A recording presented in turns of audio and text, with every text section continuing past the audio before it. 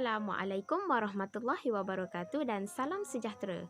Kami dari kumpulan 6 akan membincangkan tentang teori perkembangan individu. Dalam perbincangan ini, kami akan membincangkan tentang konsep perkembangan individu, penjelasan tentang teori perkembangan individu iaitu teori Jean Piaget dan Vygotsky, ciri-ciri perkembangan individu dan faktor-faktor yang mempengaruhi perkembangan individu. Marilah sama-sama kita mempelajari tentang perkembangan individu yang akan dikemukakan oleh ahli-ahli kumpulan yang lain.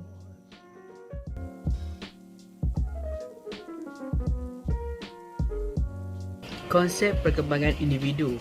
Konsep perkembangan individu menurut Santrop adalah perubahan dalam biologi, kognitif dan perubahan sosio-emosi dari peringkat pencambahan hingga sepanjang hayat.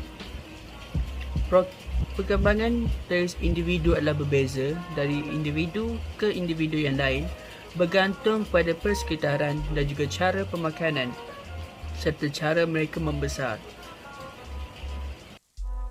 Kita akan melihat dari segi perkembangan biologi.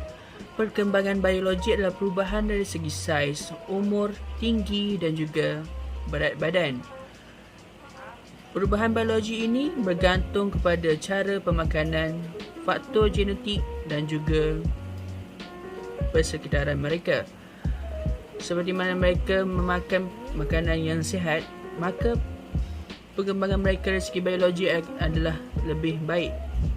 Perkembangan seterusnya adalah perkembangan kognitif. Perkembangan kognitif ini adalah perubahan dari segi ingatan, cara berfikir dan juga cara memproses maklumat. Cara berfikir kanak-kanak sangat berbeza dengan cara berfikir orang dewasa. Kanak-kanak berfikir untuk berseronok, manakala orang dewasa pula berfikir untuk cara-cara untuk menyelesaikan masalah-masalah yang dihadapi oleh mereka. Perkembangan terakhir adalah perkembangan dari segi sosio-emosi. Sosio-emosi ini adalah diangkuti oleh segi perasaan, sikap dan juga emosi manusia. Terdapat beberapa jenis manusia di atas dunia ini, iaitu ada yang jenis yang cepat marah, ada yang jenis pemaaf, ada yang jenis periang. Itu merupakan salah satu komponen sosio-emosi yang dipupuk daripada pengalaman yang dilalui ataupun persekitaran yang dilalui oleh mereka. Saya Muhammad Amir Robi Ahmad Azri, nombor matrik saya 280959. Saya akan menerangkan mengenai teori-teori perkembangan individu oleh Jean Piaget dan Lev Vygotsky. Menurut Jean Piaget, kanak-kanak akan melalui peringkat-peringkat perkembangan yang sama tetapi pada usia yang berbeza. Beliau berpendapat bahawa persekitaran tidak membina kognitif kanak-kanak, tetapi sebaliknya kanak-kanak membina persekitarannya. Keadaan ini berlaku melalui pelbagai proses penerokaan, manipulasi dan menilai persekitaran fizikalnya. Jean Piaget telah memperkenalkan 4 konsep utama untuk menerangkan mengenai skema penyerapan, pengubahsuaian dan keseimbangan. Yang pertama adalah skema merujuk kepada struktur kognitif yang berubah untuk mengadaptasi maklumat baru. Yang kedua, asimilasi iaitu merujuk kepada penerimaan maklumat baru sebagai selaras dengan skema tersedia ada. Yang ketiga adalah akomodasi, pengubahsuaian skemata yang ada bagi menerima maklumat baru. Dan yang keempat, keseimbangan iaitu gabungan proses asimilasi dan adaptasi yang membantu dalam keseimbangan terhadap pengetahuan, kepercayaan dan pengalaman. Seterusnya, kita beralih kepada teori perkembangan Vygotsky, di mana beliau percaya bahawa perkembangan kognitif dipengaruhi oleh faktor persekitaran sosial dan budaya. Perkembangan kognitif berlaku melalui interaksi sosial ibu bapa, rakan, guru, golongan dewasa dan sebagainya. Dan Vygotsky percaya bahawa bayi yang lahir dengan beberapa fungsi asas mental iaitu perhatian, sensasi, persepsi dan memori. terdapat beberapa konsep yang diperkenalkan oleh Lev Vygotsky, iaitu pertamanya adalah Zone of Proximal Development ataupun dikenali sebagai ZPD. Beliau menerangkan tentang kemahiran-kemahiran yang sukar dilakukan oleh kanak-kanak boleh dijayakan dengan bantuan dan bimbingan orang-orang dewasa serta rakan sebaya yang mahir. Yang terakhir sekali adalah bahasa, merujuk kepada bahasa dan pemikiran pada awalnya berkembang secara terpisah dan kemudian menyatu kanak-kanak menggunakan bahasa untuk berkomunikasi dengan orang lain sebelum mereka dapat memfokuskan ke dalam fikiran mereka sendiri. Okey, yang seterusnya saya akan menceritakan tentang ciri-ciri perkembangan individu. Yang pertama adalah melalui fizikal, yang mana mereka bertambah berat badan, saiz badan menjadi lebih besar, tumbuh bulu-bulu ataupun janggut, misai dan sebagainya. Okey, yang kedua adalah psikologi. Mereka mula berfikir tentang masa hadapan mereka, berfikir secara matang. Yang ketiga adalah sosio-emosi, yang mana mereka tahu ataupun cara-cara untuk mengawal emosi mereka supaya tidak keterlaluan. Okey, seterusnya saya akan menceritakan tentang ciri-ciri perkembangan individu melalui teori Jean Piaget. Jean Piaget mengatakan bahawa ada 4 fasa perkembangan individu. Yang pertama adalah fasa sensori motor, yang mana kanak-kanak berumur ataupun bayi berumur 0 hingga 2 tahun. Pada waktu ini mereka mula berinteraksi dengan perkara sekeliling mereka seperti mainan dan sebagainya. Yang kedua pula ialah praoperasi. Fasa ini kanak-kanak berumur 2 hingga 7 tahun.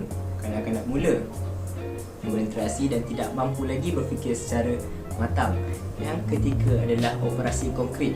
Kanak-kanak berumur 7 hingga 12 tahun, mereka mula mengetahui atur cara kehidupan untuk apa yang ingin dilalui seperti makan, tindak balas terhadap manusia dan sebagainya. Pada fasa keempat iaitu fasa terakhir iaitu fasa operasi formal. Pada waktu ini kanak-kanak berumur 12 tahun ke atas, mereka mula berfikir secara matang dan merancang masa depan mereka. Okey, seterusnya saya akan menceritakan tentang 8 peringkat perkembangan emosi melalui teori Erikson. Yang pertama adalah kepercayaan melawan ketidakpercayaan, iaitu pada peringkat umur 0 hingga 18 bulan. Yang kedua adalah autonomi melawan malu ataupun kekeliruan, iaitu pada peringkat umur 18 bulan sehingga 3 tahun. Yang ketiga adalah inisiatif melawan rasa bersalah, iaitu pada umur 3 hingga 6 tahun. Dan yang keempat, ketekunan melawan rasa rendah diri, iaitu pada umur 6 hingga 12 tahun. Yang kelima ialah identiti melawan kekeliruan, iaitu pada umur 12 hingga 18 tahun.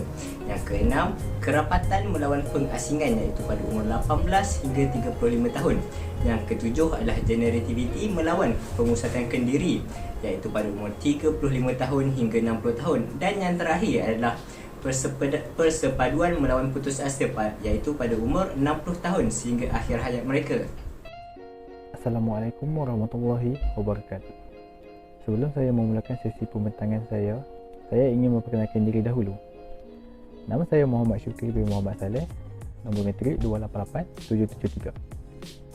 Hari ini saya akan menceritakan serba sedikit tentang faktor-faktor yang mempengaruhi perkembangan individu. Saya akan menceritakan faktor-faktor tersebut berdasarkan daripada teori tokoh-tokoh. Tokoh pertama ialah Jean Piaget dan tokoh kedua Lev Vygotsky. Baiklah, kita akan teruskan dengan faktor-faktor yang mempengaruhi perkembangan individu berdasarkan teori Jean Piaget. Faktor pertama ialah perkembangan biologi. Perkembangan biologi ini dikendalikan oleh gen, dan gen ini akan menunjukkan aksinya secara perlahan-lahan. Hal yang dapat kita lakukan untuk memastikan perkembangan biologi ini terus berjalan ialah memastikan anak-anak kita terus mendapat nutrisi yang sihat dan seimbang. Faktor yang kedua ialah aktiviti fizikal. Ini kerana ketika individu melakukan aktiviti fizikal, mereka akan meningkatkan koordinasi tubuh badan mereka. Di samping itu, ketika melakukan aktiviti fizikal, mereka dapat mengamati dan akan mengorganisasikan informasi yang mereka peroleh. Hal ini akan menyebabkan proses berfikir mereka terus berjalan. Faktor yang ketiga ialah pengalaman sosial. Ketika individu berinteraksi dengan orang lain, kemampuan kognitif mereka akan meningkat. Ini kerana individu dapat belajar banyak dari pengetahuan yang disediakan oleh budaya dan masyarakat kita. Seterusnya, saya akan menceritakan tentang faktor yang mempengaruhi perkembangan individu berdasarkan teori Lev Vygotsky pula. Faktornya ialah scaffolding. Scaffolding ialah bantuan yang diberikan oleh orang lain kepada kanak-kanak untuk membantu mereka memahami sesuatu perkara. Sebagai contoh, seorang guru tadika membantu anak muridnya untuk mengenali dan mengeja nama haiwan menggunakan gambar rajah. Baiklah, itu sahaja daripada saya. Sekian, terima kasih. Seterusnya, kesimpulannya, berdasarkan perbincangan yang dikemukakan oleh ahli kumpulan itu tadi, kita perlulah mempelajari dengan lebih terperinci tentang perkembangan individu supaya kita dapat memahami seseorang individu itu. Sebagai seorang guru pula, pengetahuan tentang perkembangan individu amatlah penting untuk membantu kita dalam menyediakan suasana pembelajaran yang efektif. Apabila kita telah arif dan memahami tentang tingkah laku dan peribadi seseorang individu itu, kita dapat melakukan beberapa langkah untuk menarik minat para pelajar untuk belajar. Sebagai contoh, sekiranya kita mengkaji tentang peribadi seseorang pelajar dan hasil kajian itu menunjukkan para pelajar cenderung untuk belajar dalam suasana yang dikelilingi alam sekitar, kita perlulah melaksanakan sesi pembelajaran di luar bilik darjah yang dikelilingi keindahan alam sekitar seperti belajar di taman di kawasan sekolah. Amat jelaslah bahawa setiap tokoh mempunyai pandangan yang berbeza dalam tentang teori perkembangan individu, tetapi matlamat mereka adalah sama. Oleh itu, sekian sahaja daripada kumpulan kami. Sekian, terima kasih.